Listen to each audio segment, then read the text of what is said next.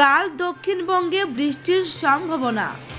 তো আগামীকাল কখন থেকে দক্ষিণবঙ্গের কোন কোন জেলাগুলিতে বৃষ্টির সম্ভাবনা রয়েছে, এই বৃষ্টি কতদিন পর্যন্ত চলবে, কোথায় কেমন বৃষ্টি হবে, বাংলার বিভিন্ন জেলার আবহাওয়ার বিস্তারিত খবর জানতে হলে ভিডিওটি না কেটে সম্পূর্ণ দেখবেন। ভিডিওটি ভালো লাগলে একটি লাইক করবেন আর চ্যানেলটিকে সাবস্ক্রাইব করে পাশের বেল আইকনটিতে প্রেস করে আমাদের সাথে থাকবেন। তো চলুন দেখে নেওয়া যাক।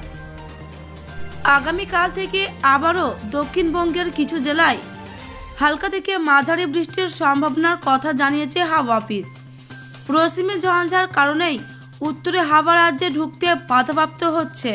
পশ্চিমে ঝঞ্ঝার দাপটে দক্ষিণবঙ্গের জেলাগুলিতে বৃষ্টিপাতের সম্ভাবনা রয়েছে বছরের শেষে।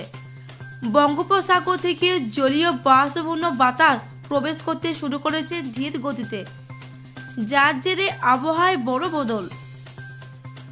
আগামীকালও দক্ষিণবঙ্গের একাধিক জেলায় বৃষ্টির সম্ভাবনা রয়েছে। সেগুলি হলো পশ্চিম মেদিনীপুর, পুরুলিয়া, বাঁকুড়া, পশ্চিম বর্ধমান, ঝাড়গ্রাম, মুর্শিদাবাদ, হাওড়া, হুগলি ও কলকাতা। তবে এই দুদিন বৃষ্টি হওয়ার পর 30শে ডিসেম্বর থেকে আকাশ পরিষ্কার হয়ে যাবে, তখন আর বৃষ্টির কোনো সম্ভাবনা নেই। দক্ষিণবঙ্গের পাশাপাশি উত্তরবঙ্গের কিছু জেলাতেও বৃষ্টির সম্ভাবনা রয়েছে। আগামীকাল উত্তরবঙ্গের প্রায় সব জেলাতেই বৃষ্টি হবে। তবে হাওয়া অফিস আসার খবরও শুনিয়েছে। জানা গিয়েছে বছরের শুরুতে ফের জাঁকে পড়বে রাজ্যে শীত।